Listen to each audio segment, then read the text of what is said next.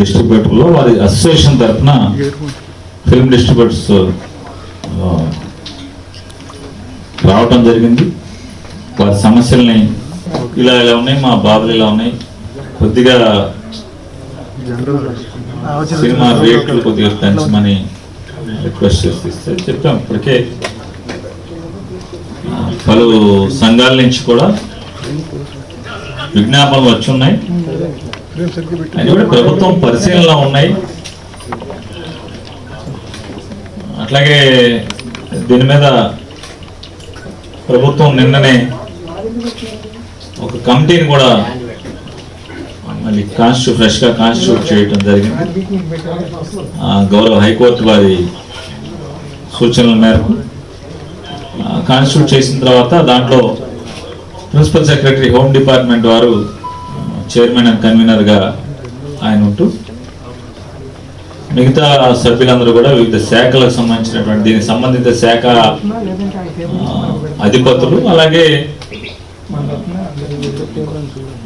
ఈ cinema stake holders నుంచి కూడా సభ్యులుగా ఉన్నారు. వారంతో నిన్నే ప్రభుత్వం కమిటీ ఏర్పాటు చేసింది. తొందరలో దాని మీద రివ్యూ చేసి మరొకసారి ఈ వివిధ విభాగాల నుంచి వివిధ సంఘాల నుంచి వచ్చినటువంటి విజ్ఞప్తులన్నీ కూడా పరిగణలో తీసుకుని ప్రజలకి సినిమాని సామాన్యుడికి అందుబాటులో వినోదాన్ని సామాన్యుడు ఇబ్బంది పడకుండా ఏ రకంగా ఇవ్వచ్చు అనేది ఆ కమిటీ పరిశీలన చేసి తప్పకుండా నిర్ణయం తీసుకోవటం జరుగుతుందని వారికి కూడా చెప్పడం జరిగింది. ఇది ఈరోజు వారి సమస్యలు చెప్పడానికి వచ్చిన మీద చెప్పిన సమస్యలన్నీ కూడా వారు ఏం చెప్పారో చెప్పారు. మేము కూడా వారికి ఏం చెప్పామో కూడా అవన్నీ చెప్పాము. ఇది ఈరోజు వారితో జరిగినటువంటి సమావేశ సారాంశం. స్నాక్స్ కానీ తినుబండారాలు కానీ చాలా ఎక్కువ రేట్లు అమ్ముతున్నామని ఈవెన్ కృష్ణా జిల్లా జయశ్రీ గారితో పాటుగా ఉత్తర జిల్లా నుంచి వచ్చినటువంటి కంప్లైంట్స్. గవర్నమెంట్కి దొరకకుండా రేట్లు మామూలుగా పెట్టుకున్న టికెట్ రేట్లు ఇవైతే బాగా దోచేస్తున్నారు. చాలా కంప్లైంట్స్ గవర్నమెంట్ ఇచ్చింది కూడా.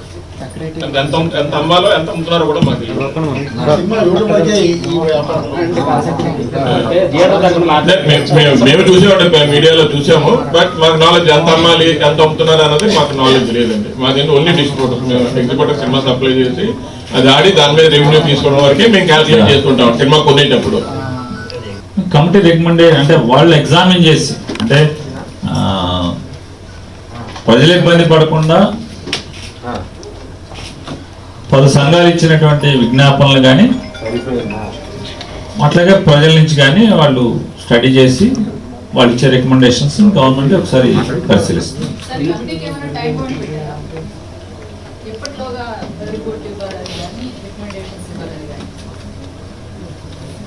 మా జియో చూడలేదమ్మా.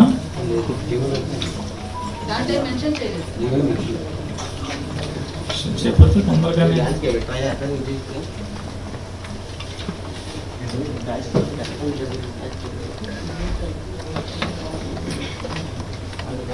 తొందరలోనే చేయటానికి చేస్తారు. మీరు ఇంట్లో ఏం పెద్ద సాగదీద్దామని కమిటీల పేరుతో అట్లా ఏం లేదు, తొందరగానే చేస్తారు.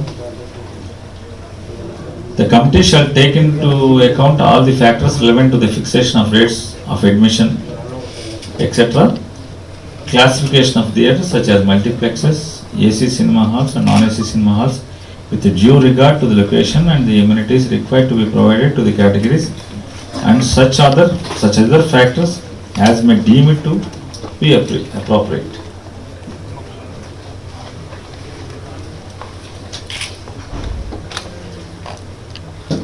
దాని సారాంశం దగ్గర తొందరలో అన్ని ఎగ్జామిన్ చేసి చేస్తారు.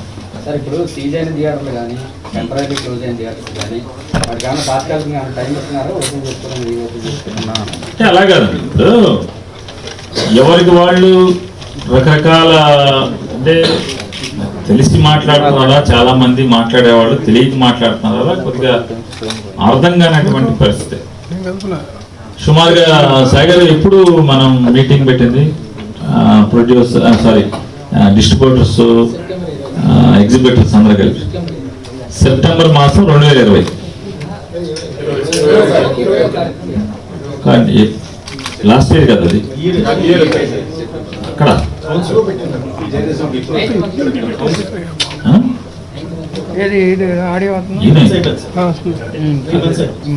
ఎక్కువ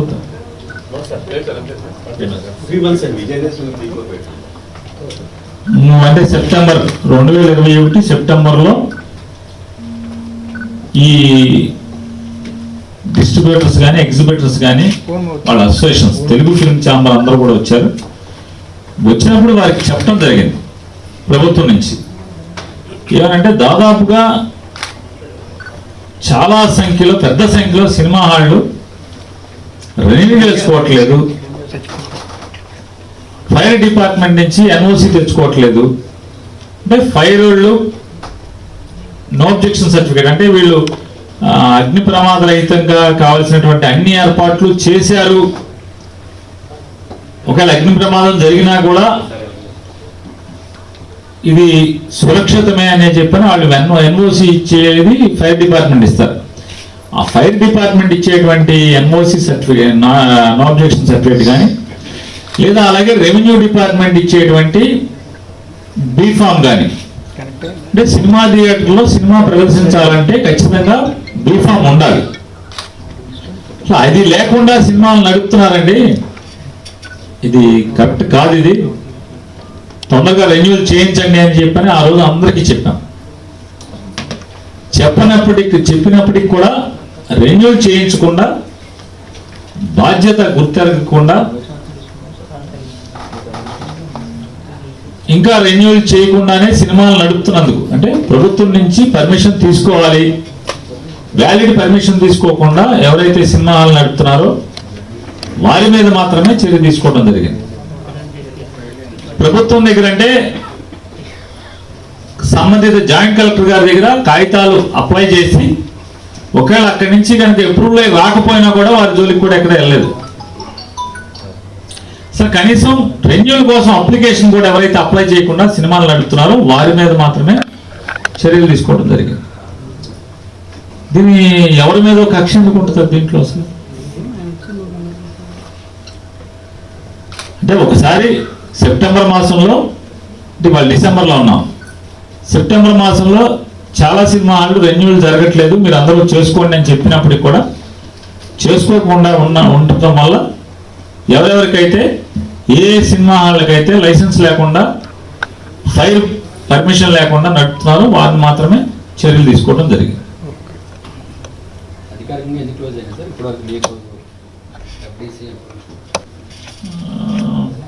చిత్తూరు జిల్లాలో 24 ఉన్నాయండి.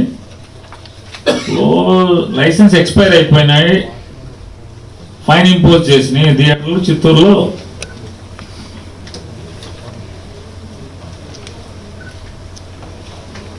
ఏదో రకంగా వైలేషన్ మీద యాక్షన్ తీసుకున్నాయి 130 థియేటర్లు అండి. వైలేషన్ లైసెన్స్ లేదని సీజ్ చేసినాయి కానీ పెనాల్టీ ఇంపోజ్ చేసినాయి కానీ. చిత్తూరు జిల్లాలో టోటల్ 130 అండి నేను చెప్పింది. 9 జిల్లా కాదు ఇక్కడ ఇచ్చారు 9 జిల్లాలు. ఇంకెన్ని జిల్లాలు రావాలి? 9 జిల్లాల్లో 130 అండి. కృష్ణా జిల్లా 12 సీజ్ చేశారండి. వెస్ట్ గోదావరి 130 దీంట్లో ఏంటంటే లైసెన్స్ లేకుండా ఎప్పుడైతే సాధారణంగా రైడ్లు జరుగుతాయి అనగానే తప్పులు ఉన్న కూడా మూసేస్తారు కదా, 22 థియేటర్లు మూసేశారు. వారికి వ్యాలిడ్ లైసెన్స్ లేకుండా ఫైర్ లైసెన్స్ కానీ ఏమి లేకుండా ఉన్నాయి 22 థియేటర్లు వారికి వారు మూసేసుకున్నాయి. అంటే పక్క వాళ్ళ మీద ఇన్స్పెక్షన్ జరుగుతుంది కాబట్టి మన మీద కూడా ఇన్స్పెక్షన్ జరుగుతుంది కాబట్టి మనకు లైసెన్స్ లేదని మూసిన వాళ్ళు వాళ్ళకి వ్యాలిడ్ లైసెన్స్ లేదు కాబట్టి మూసారు. అంతేగాని గవర్నమెంట్ మీద నిరసనతో కాదు, ఇది స్వచ్ఛందం ఎందుకు అవుద్ది? స్వచ్ఛందం ఏంటండి? స్వచ్ఛందం ఏంటంటే నాకు అర్థం కాదు. లైసెన్స్ లేదు, వాళ్ళకి ప్రదర్శించడానికి లైసెన్స్ లేదు. ఇందులో స్వచ్ఛందం ఏంటి? ఏదో మామూలుగా కాదు కదా, ఐసీజ్ కింద కాదు కదా. అలాగే ఇప్పుడు సినిమా లైసెన్స్ లేకుండా సినిమా ప్రదర్శిస్తుంటే అప్పుడు కదా సీజర్కి వచ్చేది. పక్క థియేటర్ల ఇన్స్పెక్షన్ జరుగుతున్నప్పుడే మూసివేసిన వాళ్ళు 9 జిల్లాల్లో 22, 25 థియేటర్లు ఫైన్ ఇంపోజ్ చేయడం జరిగింది. 83 థియేటర్లు సీజ్ చేయడం జరిగింది. టోటల్ 83 సీజు 9 జిల్లాల్లో. లైసెన్స్ రెన్యూల్ కాకుండా షో ప్రదర్శించకుండా ఉన్న 22, 25 ఫైన్ ఇంపోజ్ చేసినాయి. ఇంకా 4 జిల్లాలు రావాలి, తీసుకున్నా ఇన్ఫర్మేషన్. సార్, జీవో నెంబర్ 35 మీద డివిజన్ బెంచ్ లో పరిణామాలు చూస్తే డిస్ట్రిబ్యూటర్లు సినిమా పెద్దలందరూ ముందుకు వస్తాం. వినపట్ల కొంచెం గట్టిగా మాట. జీవో నెంబర్ 35 మీద డివిజన్ బెంచ్ లో విచారణలో ఇప్పుడు డిస్ట్రిబ్యూటర్లు ఇచ్చినారు, ఎగ్జిబ్యూటర్లు సిద్ధంగా ఉన్నారు, సినిమా పెద్దలు కమిటీ వేసుకున్నారు. ఇదంతా చూస్తే కోర్టు బయట ఈ సినిమా టికెట్ ధరలకు సంబంధించిన పరిష్కారం చేస్తున్న ఆలోచనలో మీరు అంటే గవర్నమెంట్ వాళ్ళు అంతా ఒక ఏకాభిప్రాయంకి వచ్చినట్టు. అంటే విజయ్ గారి అభిప్రాయం అనేది ఇక్కడే అది ఎందుకు వచ్చి నేను చెప్పాను, ఏమంటే నాకు వాళ్ళు ఫోన్ చేస్తున్నారు, కృష్ణా జిల్లాలోకి సుప్రీంకోర్టు సీజే గారి ప్రోగ్రాం ఉంది కాబట్టి కుదరదు, అది అయిపోయిన తర్వాత 20 వచ్చారు. ఫోన్లో చెప్పంటే ఫోన్లో కాదు, మేము అసోసియేషన్ 15 మంది ఇంకెక్కువ మంది వచ్చారు. సార్, ఈ థియేటర్లో కొన్ని మూవ్స్ చేయడానికి టికెట్ రేట్లు తగ్గించారు కాబట్టి కొన్ని చోట్ల బోర్డులు పెట్టారు. ఇలా యాక్షన్ తీసుకున్న వాళ్ళందరూ కూడా డైవర్షన్ అంటే ఎత్తుగాళ్ళు ఉంటా ఉంటాయి. ఇవన్నీ మనం చూస్తున్నాం వ్యవస్థలో బోడంత మంది బోడని ఎత్తుగాళ్ళు ఉంటాయి. అందులోని కాదు కానీ కొంతమంది ఎత్తుగాళ్ళతో ఉండొచ్చు, రకరకాలు ఉండొచ్చు. జీవో 35 ఏప్రిల్ 2020లో కదా వచ్చింది.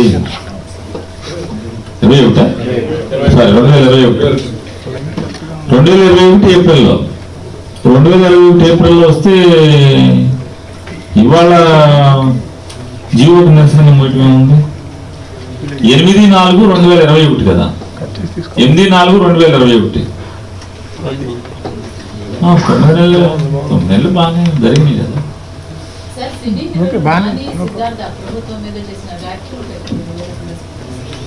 ఏమని చేశారు? కిరాణా కొట్టు నడుపుకోవడం థియేటర్ల కలెక్షన్లు కంటే కిరాణా కొట్టులో ఆ పక్కన ఉన్న కిరాణా షాపుల్లో మరి ఆయన ఏ ఊర్లో ఉన్నారో, ఆయన ఎక్కడ ఉంటారో, ఎక్కడ ఏ కిరాణా షాప్ లెక్కలు ఆయన చూసారో నాకు తెలియదు కదా. ఏ సినిమా హాల్ పక్కన ఏ కిరాణా కొట్టు ఉందో ఏ ఊర్లో తెలియదు. ఆయన ఏ కిరాణా కొట్టు ఏ సినిమా హాల్ లెక్కలు లెక్కెట్టారో తెలియదు, నాకు తెలియదు కదా. తెలుసుకున్నాక మాట్లాడు అంటే బహుశా ఆయన స్టేట్మెంట్ ఇచ్చారంటే బాధ్యతాయుతంగా ఇచ్చుంటారని నేను అనుకుంటున్నాను. సినిమా హాల్ కౌంటరును పక్కనే ఆనుకుని ఎచ్చాల కొట్టు కౌంటరు 2 లెక్క పెట్టి చెప్పుండొచ్చు బహుశా.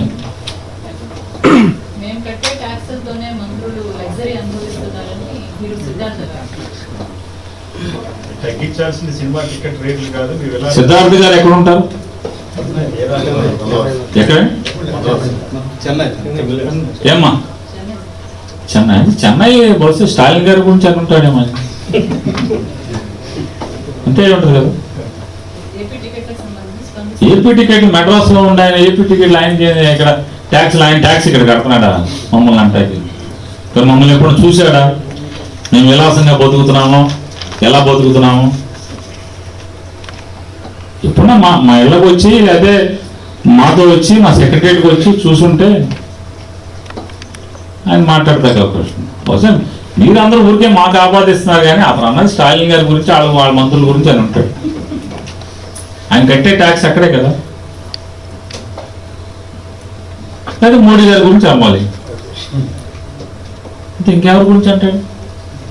ఇట్లా ఇక్కడికి ఏం సంబంధం లేదు కదా. ఇక్కడ మమ్మల్ని అంటాయి ఊరికే మీకు మేము లోకు కాబట్టి మిమ్మల్ని అన్నాడు మమ్మల్ని అంటే ధర్మంగా అతను అన్నది. అతను ఉండే తమిళనాడులో జీవించే తమిళనాడులో అతను ట్యాక్సులు కట్టేదని అంతే. అతను ఎచ్చాలు కొనుక్కున్నా, సబ్బులు కొనుక్కున్నా, సామాన్ కొనుక్కున్నా, వస్తువులు కొనుక్కున్నా, ట్యాక్స్ జిఎస్టీ కట్టినా అక్కడే కదా కట్టేది. మీరు నా ప్లేస్మెంట్ మీకేం సంబంధం? అసెంబ్లీ లాగా ఇక్కడ కూడా రన్నింగ్ కాంపిటీషన్.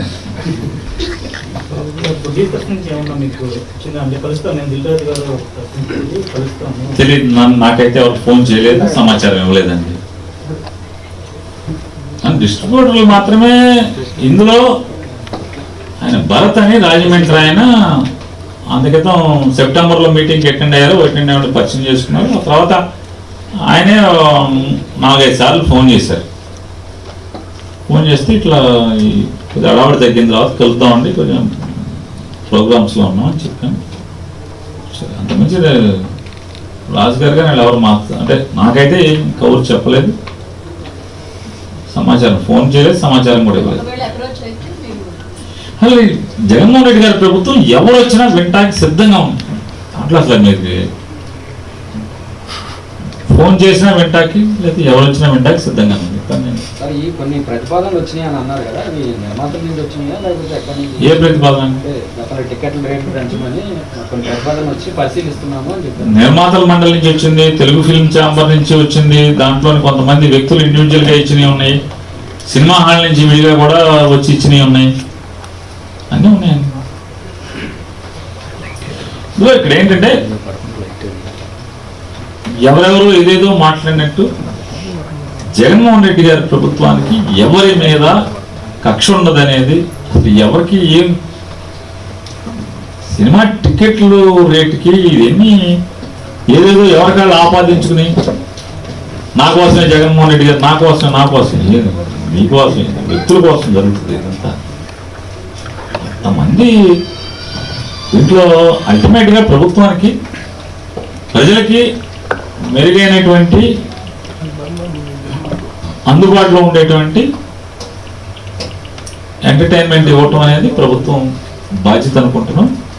దాని మీద గతంలో ఇచ్చినటువంటి కోర్టుల తీర్పుల ఆధారంగానే ప్రభుత్వం నడుస్తుంది తప్పితే గతంలో కోర్టు ఇచ్చినా అయితే ఇప్పుడు కొత్తగా హైకోర్టు వారు ఇచ్చిన, గౌరవ హైకోర్టు వారు ఇచ్చిన వారి సూచనలన్నీ పరిగణలో తీసుకుని వారి సూచనల మేరకు, సూచన చేయకుండా ఉంటే వేరు, సూచన చేస్తే మాత్రం సూచనలు పరిగణలో తీసుకుని ప్రభుత్వం నిర్ణయాలు తీసుకుంటుంది, ఆలోచన ముందుకెళ్తాం.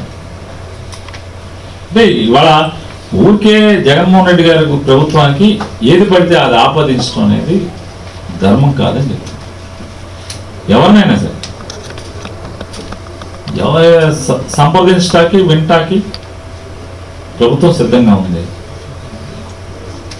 గత నుంచి జగన్మోహన్ రెడ్డి గారి ప్రభుత్వం వచ్చిన దగ్గర నుంచి ఫిల్మ్ డెవలప్మెంట్ డిపార్ట్మెంట్ పేరునాని చూస్తున్నాడు.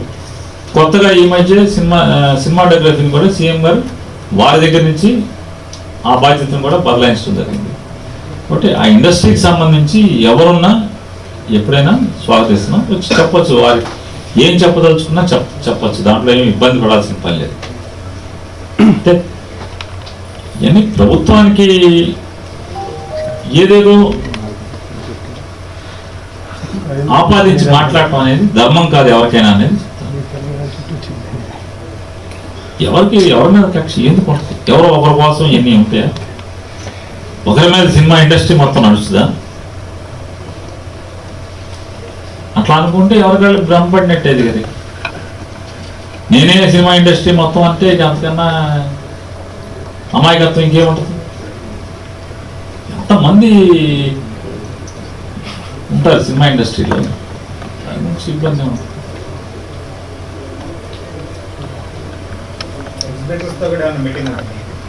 మీటింగ్ అట్లా కాదు సార్, ఎవరికి ఇప్పుడు ప్రభుత్వానికి మీటింగ్లు ఏముంటాయి దీంట్లో? కొత్తగా మేము నిర్ణయాలు తీసుకుంటుంటే మీటింగ్, కానీ ఇప్పుడు కమిటీ వేసాం, రేట్స్ని రివ్యూ చేయడానికి హైకోర్టు సూచించింది, కమిటీ వేశారు. కమిటీకి ఏమైనా కమిటీకి ఇవ్వచ్చు, ఆఫీసర్స్ని కలవచ్చు, లేదా దాంట్లో మెంబర్ని కలవచ్చు, లేదా ప్రభుత్వాన్నే కలవచ్చు. కలిసి మీరు ఏమైనా చెప్పదలుచుకుంటే ఖచ్చితంగా చెప్పచ్చు, దాని గురించి వెనక ముందు ఇదేముంటుంది. Committee principal secretary, home secretary గారు దానికి కన్వీనర్. ఆయన ఎప్పుడు డేట్లు ఇస్తే అప్పుడు కూర్చుంటే తొందరలోనే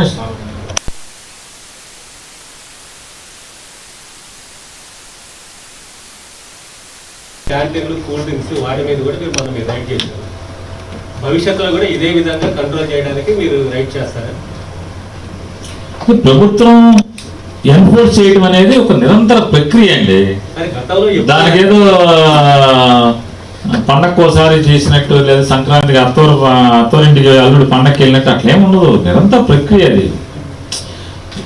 పనిముత్తుల మీద ఆ పర్టికులర్ ఆ ఎన్ఫోర్స్మెంట్ మీదకి వెళ్ళక అంత మాత్రాన ఏదో అది దసరాకో సంక్రాంతికో చేయటం అట్లా ఉండదు కదా. నిరంతర ప్రక్రియ అది.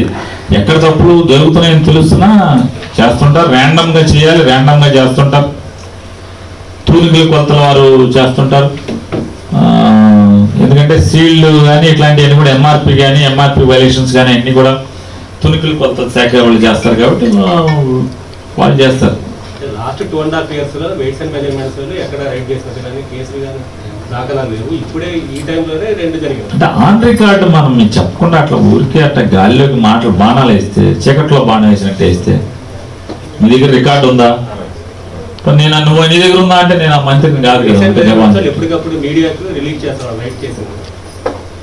ఒక పని చేయండి, నాకు 2 అయింది, మీరు 4 నా ఛాంబర్కి రండి. ఖచ్చితంగా వెయిట్స్ అండ్ మెజర్స్ డైరెక్టర్ గారితో మాట్లాడి ఏ జిల్లాలో ఎన్ని కేసులు జరిగినాయి అంతా మీకు సమాచారం ఇస్తాను.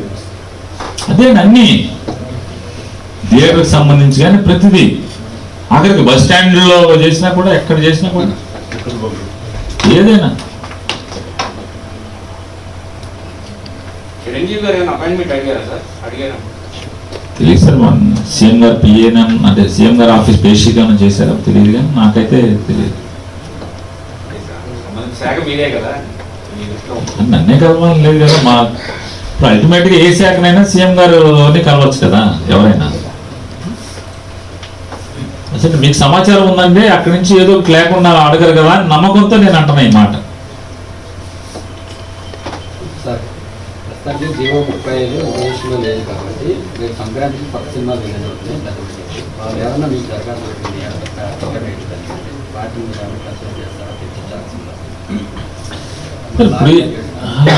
కోర్టు వారు ఏదైతే ఇచ్చారో ఆ కోర్టు వారు ఇచ్చినటువంటి న్యాయమూర్తి గారు ఇచ్చినటువంటి ప్రొసీడింగ్ ప్రకారం ఏముందో దాని పేరుకు జరుగుతూ ఉంటుంది. దాని గురించి అది ప్రభుత్వానికి ప్రత్యేకంగా ప్రభుత్వం నిర్ణయం తీసుకోండి, జీవో ఇవ్వండి అది కాదు కదా. వారు ఏమన్నారంటే ఈ కోర్టులో ఈ దావా ముగిసేంత వరకు కూడా 35 జీవోని ఎక్స్పాండ్ చేస్తున్నాము. చేస్తూ ఎవరైనా సినిమా రేటు ఫిక్స్ చేసుకోవాలనుకుంటే కనుక ఆ రేటుని సంబంధిత జాయింట్ కలెక్టర్ గారి దగ్గర కూర్చొని నెగోషియేషన్స్ ద్వారా రేట్లు ఫైనల్ చేసుకోండి in consultation with joint collector of respective districts అని చెప్పని వారు ఇచ్చారు ఆ కోర్టు తీర్పులో. దానికి ఆ వ్యాపారం తెలిసిన వాళ్ళు ఆ థియేటర్ వాళ్ళు జాయింట్ కలెక్టర్ గారి దగ్గరికి వెళ్ళి ఆ జాయింట్ కలెక్టర్ గారితో మాట్లాడి వాళ్ళు చేసుకుంటారు. ఇది ప్రభుత్వానికి ప్రిన్సిపల్ సెక్రటరీ గారికో లేదా మంత్రికో సంబంధం లేదు కదా. అట్లాగే ఇంకేం లేదు కదా. ఏమండి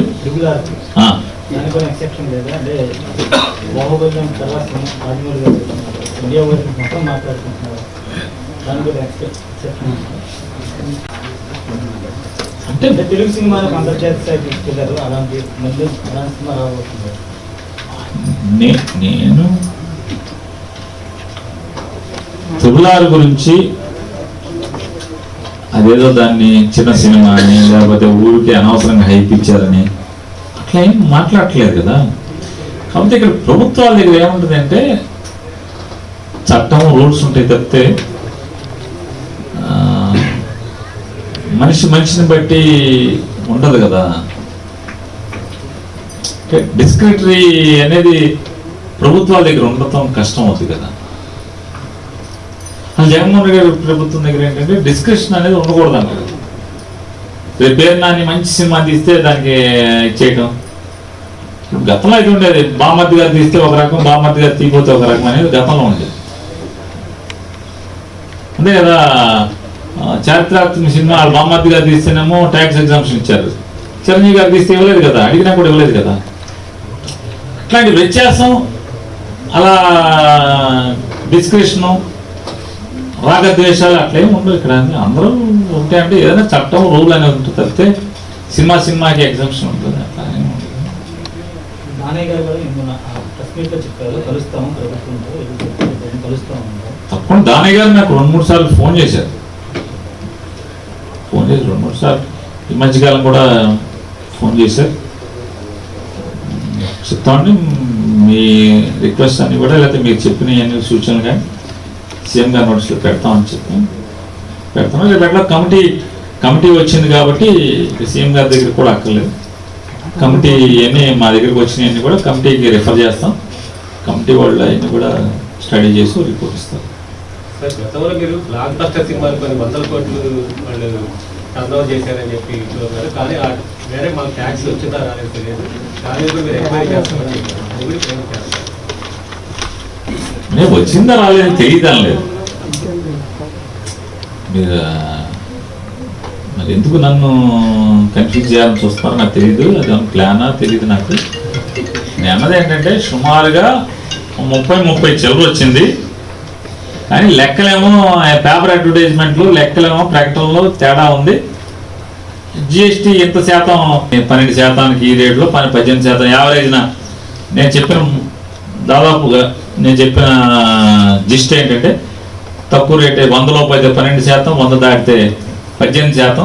సో నేను యావరేజ్ చేసుకుంటే 15% లెక్క కడితే అంత అమౌంట్, అంత బ్లాక్ బస్టర్కి ఇంత రావాలి కదా.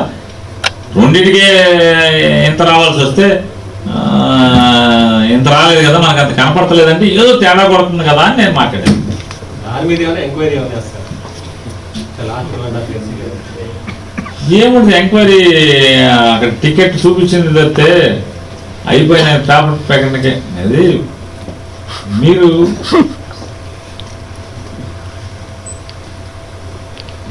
వాళ్ళు ఎవరన్నా ప్రెస్ మీట్లు పెట్టినప్పుడు కూడా మీరు కూడా నేను ఒక్కనే లోపం అని కాకుండా ఇంత కలెక్షన్ ఉన్నావు కదా, ఈ ట్యాక్స్ ఎంత కట్టాను ఒక మాట అడిగితే బాగుంటుంది కదా.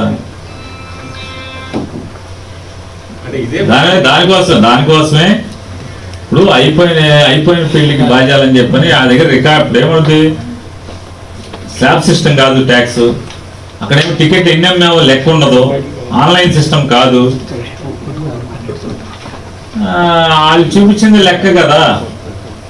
అందుకోసమనే ఆన్లైన్ టికెటింగ్ సిస్టమ్ వస్తే అందరికీ పారదర్శకంగా ఉంటుంది, ప్రేక్షకుడికి ఇబ్బంది ఉండదు, సామాన్యుడికి ఇబ్బంది ఉండదు, ప్రొడ్యూసర్లకి, డిస్ట్రిబ్యూటర్లకి, ఎగ్జిబ్యూటర్లకి ఎవరికి ఉండదు, ప్రభుత్వానికి కూడా ఇబ్బంది ఉండదు అని చెప్పని ఆన్లైన్ టికెటింగ్ సిస్టమ్ అనేది తొందరలో తేబోతుంది. Please like, share, subscribe to Pragna Media. Please like, share, subscribe Pragna Media. Please share, like and subscribe Pragna media. Pragna మీడియాని లైక్ చేయండి, షేర్ చేయండి, సబ్స్క్రైబ్ చేయండి.